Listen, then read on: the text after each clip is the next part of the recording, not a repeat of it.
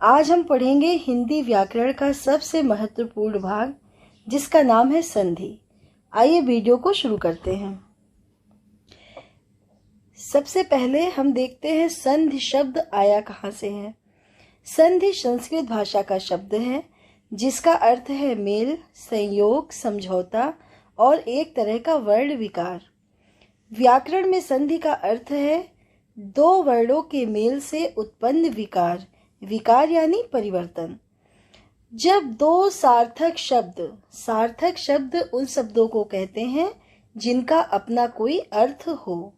जब दो सार्थक शब्द साथ साथ आते हैं तब हम उच्चारण की सुविधा के लिए उन्हें अलग अलग न बोलकर एक साथ मिला देते हैं, तब एक नया शब्द बन जाता है।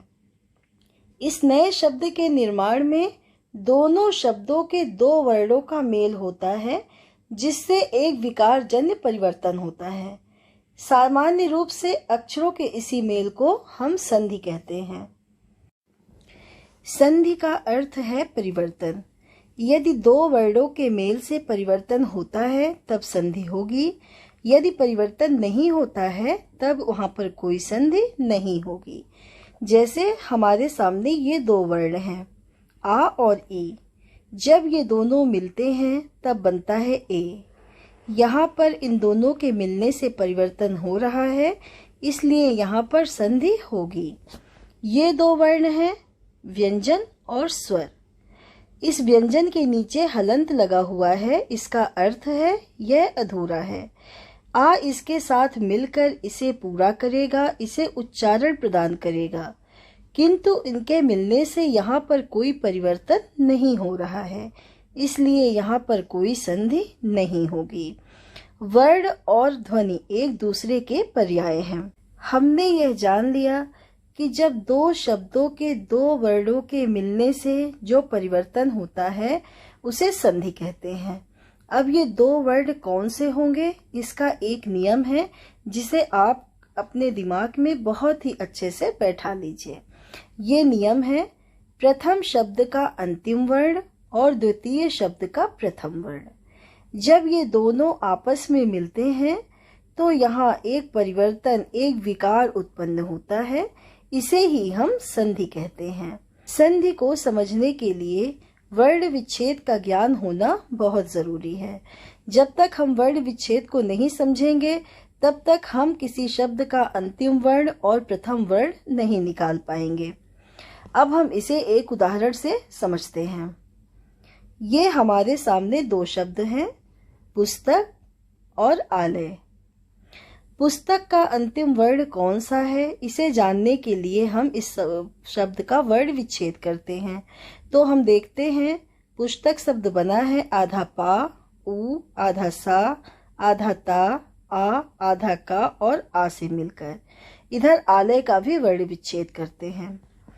पुस्तक का वर्ण विच्छेद करने पर हमें अंतिम वर्ण मिला आ। इधर आलय में आ अपने वास्तविक रूप में हमें दिखाई दे रहा है। हमने पुस्तक से आ को बाहर निकाला और आलय से भी आ को बाहर निकाला। पुस्तक से आ को बाहर निकालने के बाद जो शेष शब्द हमारे सामने बचा वो बचेगा इतना। इधर आलय से आ को बाहर निकालने के बाद जो शेष शब्द बचा वो बचेगा लय। आ और आ मिलकर जो परिवर्तन, जो विकार होगा वो बनेगा आ। आ इस अधूरे का को पूरा करेगा और नया वर्ण हमें मिलेगा का। इस बचे हुए को हम इधर मिला देंगे और इस बचे हुए को हम इधर जोड़ देंगे और नया शब्द हमें मिलेगा पुस्तकालय। अब हम देखते हैं संधि के प्रकार। संधि के कितने प्रकार होते हैं? संधि के तीन प्रकार हैं या तीन भेद हैं। पहला स्वर संधि, दूसरा व्यंजन संधि और तीसरा विसर्ग संधि। स्वर संधि हमारी कब होती है? जब प्रथम शब्द का अंतिम वर्ण स्वर हो और दूसरे शब्द का प्रथम वर्ण स्वर हो, यानी जब स्वर से स्वर का मेल होगा तब वहां पर स्वर संधि होगी। जैसे हिम, धन, आलय, हिमालय। दूसरी संधि है व्यंजन संधि। जब प्रथम शब्द का अंतिम वर्ण व्यंजन और दूसरे शब्द का प्रथम वर्ण स्वर या व्यंजन में से कुछ भी हो, यानी जब व्यंजन से स्वर या व्यंजन का मेल होगा तब वहां व्यंजन संधि होगी। जैसे तत् प्लस लीन यानी तत्लीन। तीसरी संधि है विसर्ग संधि। जब प्रथम शब्द का अंतिम वर्ण विसर्ग और दूसरे शब्द का प्रथम वर्ण स्वर या व्यंजन में से कुछ भी हो, अर्थात जब विसर्ग के साथ स्वर या व्यंजन का मेल होगा तब वहां विसर्ग संधि होगी। जैसे निह धन फल निष्फल। हमारी पहली संधि है स्वर संधि। स्वर संधि जब किसी लघु या दीर्घ स्वर का मेल किसी अन्य लघु या दीर्घ स्वर से होता है तब उत्पन्न विकार स्वर संधि कहलाता है। लघु का अर्थ है छोटा, दीर्घ का अर्थ होता है बड़ा।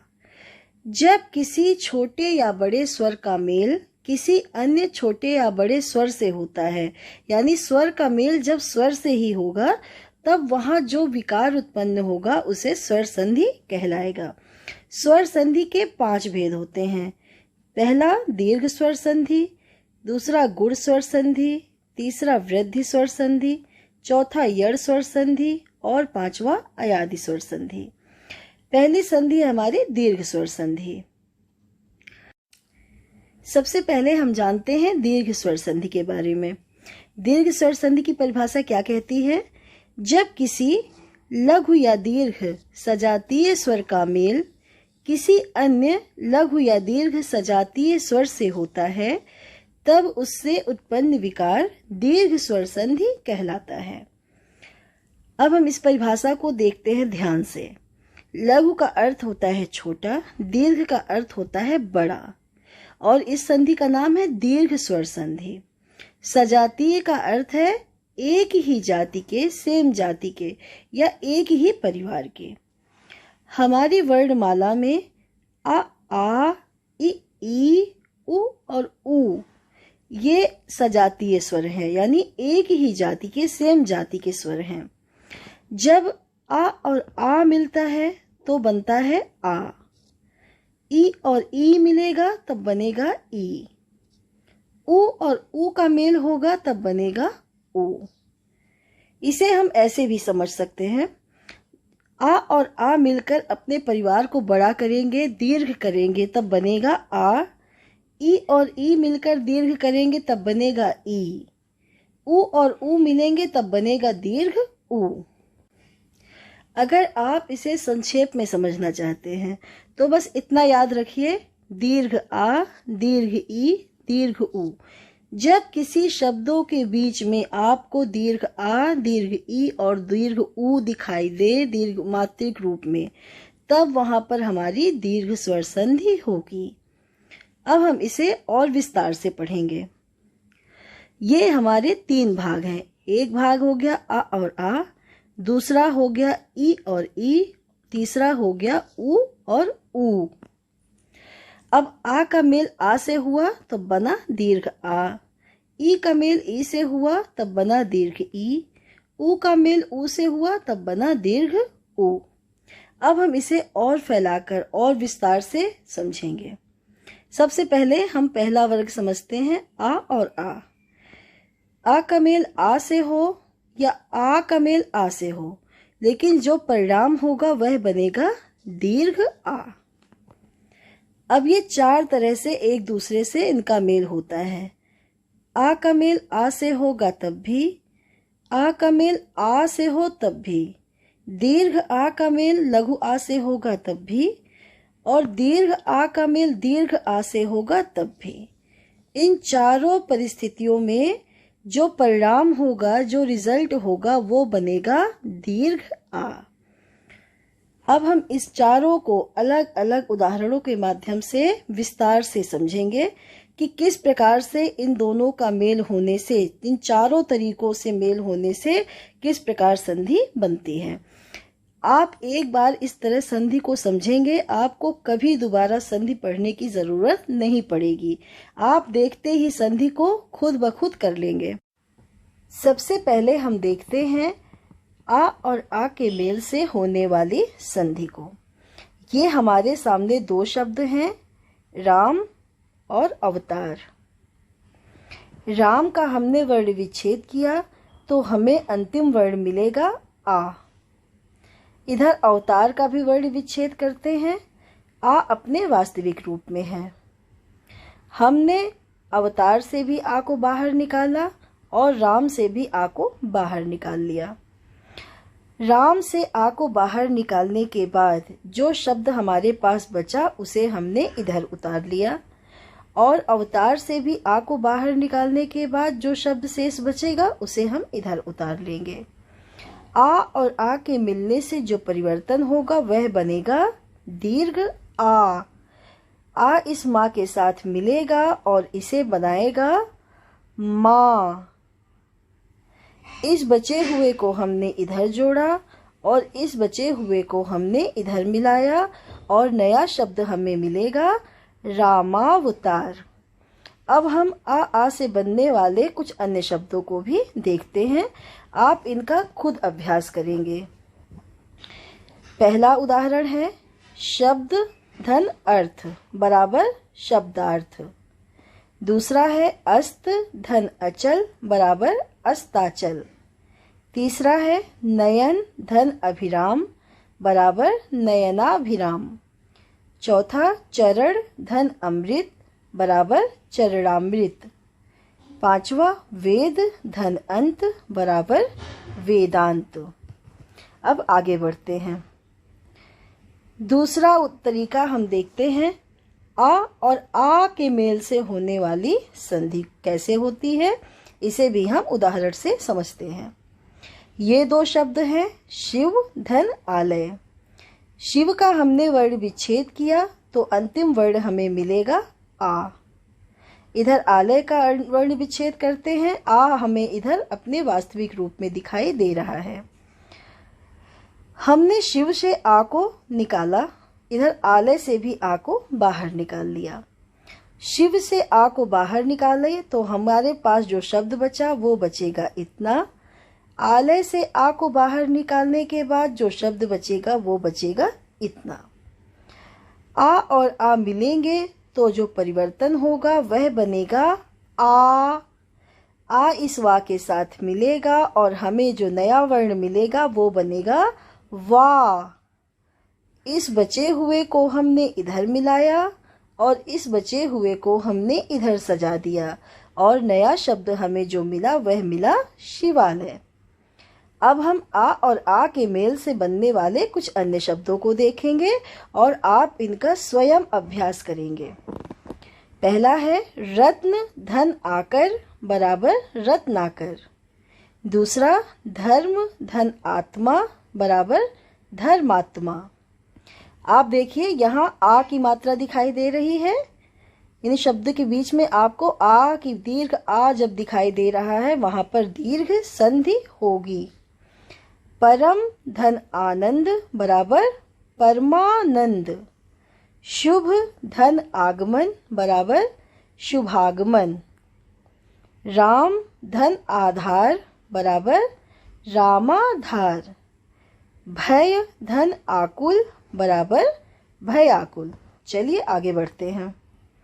अब हम देखते हैं दीर्घ आ और लघु आ के मेल से बनने वाली संधि को। ये दो शब्द हमारे सामने हैं, माया और अधीन। माया का वर्ण विच्छेद करने पर हमें जो आखिरी वर्ण मिला वो मिला आ। आ हमें इधर अपने मात्रिक रूप में भी दिखाई दे रहा है। अधीन का वर्ण विच्छेद करते हैं, आ हमें इधर अपने वास्तविक रूप में दिखाई दे रहा है। हमने माया से आ को बाहर निकाला, अधीन से भी आ को बाहर निकाला। माया से आ को बाहर निकालने के बाद शेष बचा शब्द इतना। अधीन से आ को बाहर निकालने के बाद शेष बचा इतना। आ और आ मिलकर बनेगा आ। आ इस या को पूरा करेगा और नया वर्ण हमें मिलेगा या। अब इस बचे हुए को हमने इधर जोड़ा, इस बचे हुए को हमने इधर सजाया और नया शब्द हमें मिला मायाधीन। अब हम आ और आ से मिलने वाले कुछ अन्य शब्दों को देखेंगे। पहला है कदा धन अपि बराबर कदापि।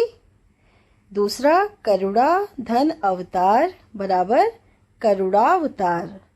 तीसरा है आज्ञा प्लस अनुसार बराबर आज्ञानुसार। शिक्षा धन अर्थी बराबर शिक्षार्थी। तथा धन अपि बराबर तथापि। चलिए आगे बढ़ते हैं। अब हम देखते हैं दीर्घ आ और दीर्घ आ के मेल से होने वाली संधि। ये दो शब्द हैं विद्या और आलय। विद्या का वर्ण विच्छेद करेंगे, हमें अंतिम वर्ण मिलेगा आ। आ हमें या के साथ दिखाई दे रहा है मात्रिक रूप में। आलय का वर्ण विच्छेद किया, आखिरी वर्ण मिलेगा आ। आलय से हमने आ को बाहर निकाला, विद्या से भी आ को बाहर निकाला।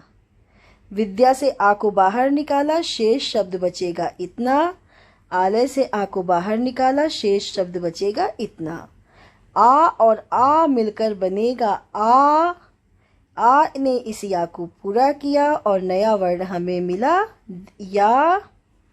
इस बचे हुए टुकड़े को हमने इधर सजाया, इस बचे हुए टुकड़े को इधर मिला दिया और नया वर्ण हमें मिला, नया शब्द हमें मिला विद्यालय। चलिए अब आ और आ के मेल से बनने वाले कुछ अन्य शब्दों को देखते हैं। वार्ता धन आलाप बराबर वार्तालाप। छात्रा धन आवास बराबर छात्रावास। अब आप इन शब्दों से स्वयं अभ्यास करेंगे। चलिए पहला वर्ग हमारा था आ और आ। दूसरा है हमारा ई और ई का मेल। ई का मेल ई से हो या ई का मेल ई से हो, रिजल्ट जो आएगा वह हमेशा दीर्घ होगा। ये कितने तरीके से एक दूसरे से मिलते हैं इन्हें हम देख लेते हैं। ई का मेल ई से हो अथवा ई का मेल ई से हो, ई का मेल ई से हो या ई का मेल ई से हो। इन चारों तरीकों में किसी भी तरीके से ई और ई का मेल होने पर जो रिजल्ट आएगा वह बनेगा हमेशा दीर्घ ई। अब हम इस एक एक से बनने वाले संधि को विस्तार से समझेंगे। इस तरह से आप एक बार संधि को समझेंगे, दोबारा आपको संधि पढ़ने की जरूरत नहीं पड़ेगी। आप संधि को देखते ही खुद ब खुद उसे कर लेंगे। पहला है ई और ई का मेल। ये हमारे सामने दो शब्द हैं, कवि और इंद्र। कवि का हमने वर्ण विच्छेद किया, हमको आखिरी वर्ण मिला ई। ई इधर मात्रिक रूप में भी हमें दिखाई दे रहा है। इंद्र का हमने वर्ण विच्छेद किया, पहला वर्ण मिला हमें ई। हमने वी से ई को बाहर निकाला, ई से भी ई को बाहर निकाला। कवि से ई को बाहर निकालने के बाद जो शब्द बचा हमारे पास वो बचेगा ये। इंद्र से ई को बाहर निकालने के बाद जो शेष बचा वह बचेगा यह।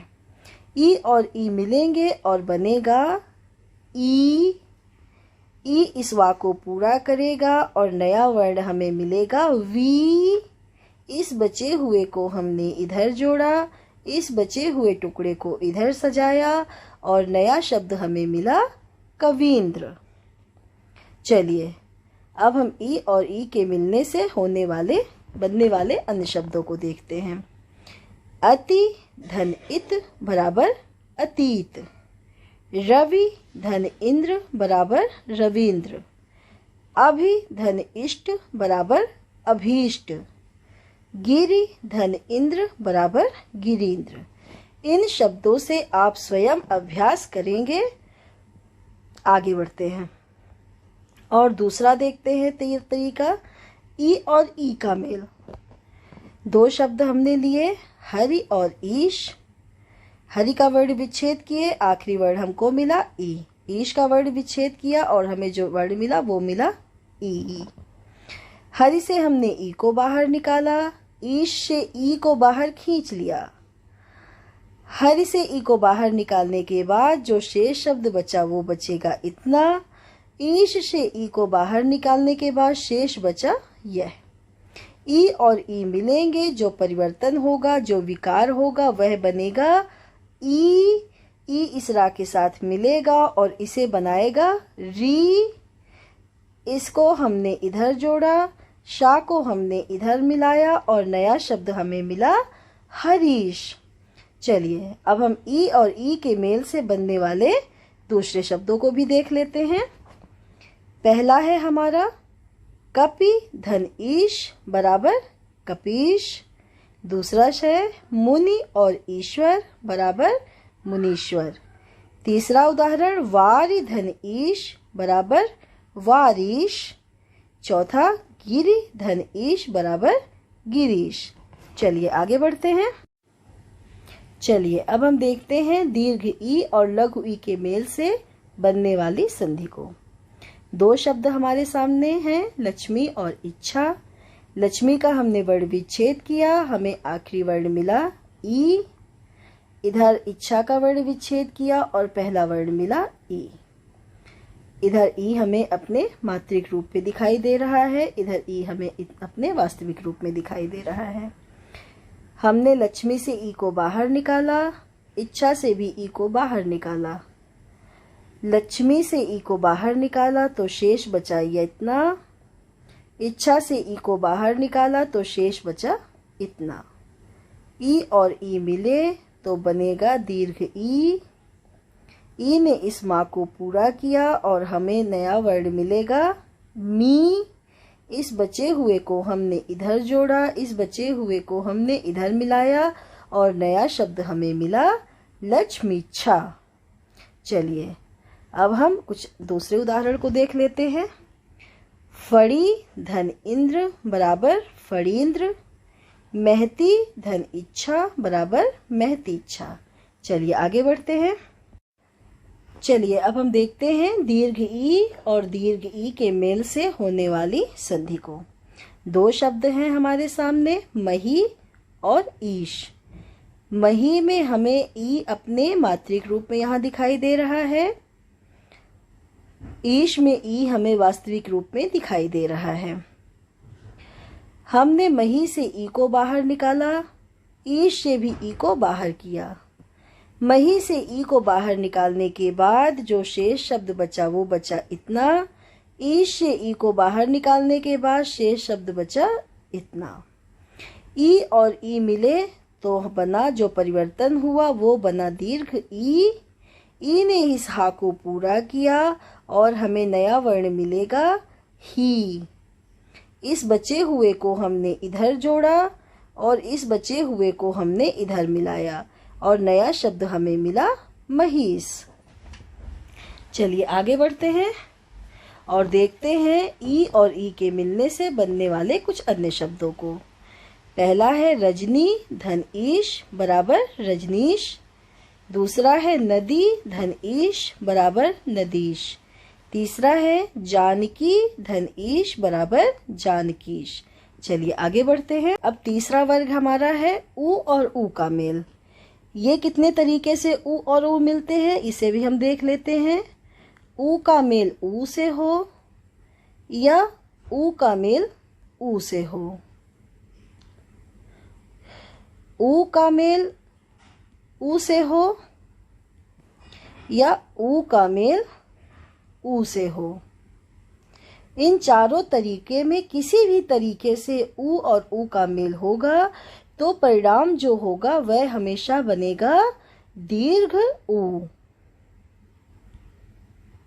चलिए अब हम एक एक तरीके से ऊ और ऊ के मेल को देख लेते हैं और अच्छे से समझ लेते हैं। अब ये दो शब्द हमारे सामने हैं, भानु और उदय। भानु का हमने वर्ण विच्छेद किया और हमें आखिरी वर्ण मिला ऊ। ऊ इधर अपने मात्रिक रूप में हमें दिखाई दे रहा है। उदय का वर्ण विच्छेद किए, ऊ हमें इधर वास्तविक रूप में दिखाई दे रहा है। हमने भानु से ऊ को बाहर निकाला, उदय से भी ऊ को बाहर निकाला। भानु से ऊ को बाहर निकालने के बाद जो हमारे पास शेष शब्द बचा वो बचा इतना। उदय से ऊ को बाहर निकालने के बाद शेष बचा इतना। ऊ और ऊ जब मिले तब जो विकार उत्पन्न हुआ वो बनेगा दीर्घ ऊ। ऊ ने इस ना के साथ मिलकर इसे पूरा किया और नया वर्ण हमें मिला नू। इस बचे हुए को हमने इधर जोड़ा, इस बचे हुए को हमने इधर मिलाया और नया शब्द हमें मिला भानुदय। अब हम ऊ और ऊ के मेल से बनने वाले कुछ दूसरे शब्दों को देखते हैं। पहला है साधु धन उपदेश बराबर साधुपदेश। दूसरा है सुधन उक्ति बराबर सूक्ति। चलिए अब दूसरा तरीका देखते हैं हम ऊ और ऊ के मेल से होने वाले संधि को। हमारे सामने दो शब्द हैं लघु और ऊर्मी। लघु का वर्ण विच्छेद किए, आखिरी वर्ण मिला ऊ, हमें ऊ इधर मात्रिक रूप में दिखाई दे रहा है। ऊर्मी का वर्ण विच्छेद किया तो हमें पहला वर्ण मिला दीर्घ ऊ हमें अपने वास्तविक रूप में इधर दिखाई दे रहा है। हमने लघु से ऊ को बाहर निकाला, ऊर्मी से भी ऊ को बाहर खींच लिया। लघु से ऊ को बाहर निकालने के बाद शेष शब्द जो हमारे सामने बचा वो बचेगा इतना। ऊर्मी से ऊ को बाहर निकालने के बाद शेष जो बचा वो बचा इतना। ऊ और ऊ जब मिले तो जो परिवर्तन उत्पन्न हुआ वो बना ऊ।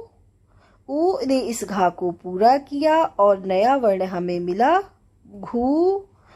इस बचे हुए को हमने इधर जोड़ा, इस बचे हुए को हमने इधर मिलाया और नया शब्द हमें मिला लघूर्मी। चलिए अब ऊ और ऊ के मिलने से होने वाले कुछ अन्य शब्दों के उदाहरण को हम देख लेते हैं। पहला है मंजू धन उषा बराबर मंजूषा। दूसरा है सिंधु धन ऊर्मी बराबर सिंधूर्मी। चलिए आगे बढ़ते हैं। अब तीसरा तरीका देखते हैं हम ऊ और ऊ के मेल से होने वाली संधि को। पहला शब्द है हमारा भू, दूसरा है उत्तम। भू से हमने ऊ को बाहर निकाला, उत्तम से भी ऊ को बाहर निकाला। भू से ऊ को बाहर निकालने के बाद शेष जो बचा वो बचेगा इतना। उत्तम से ऊ को बाहर निकालने के बाद शेष जो बचा वो इतना। ऊ और ऊ जब मिले तो जो परिवर्तन उत्पन्न हुआ, जो विकार हुआ वो बना ऊ। ऊ ने इस भाग को पूरा किया और नया शब्द हमें मिला वो मिला भू। इस बचे हुए को हमने इधर मिलाया और नया शब्द हमें मिला भूतम। चलिए अब हम कुछ उदाहरण देख लेते हैं। पहला है वधु धन उत्सव बराबर वधूत्सव। दूसरा है गुरु धन उपदेश बराबर गुरुपदेश। तीसरा है वधु धन उल्लास बराबर वधु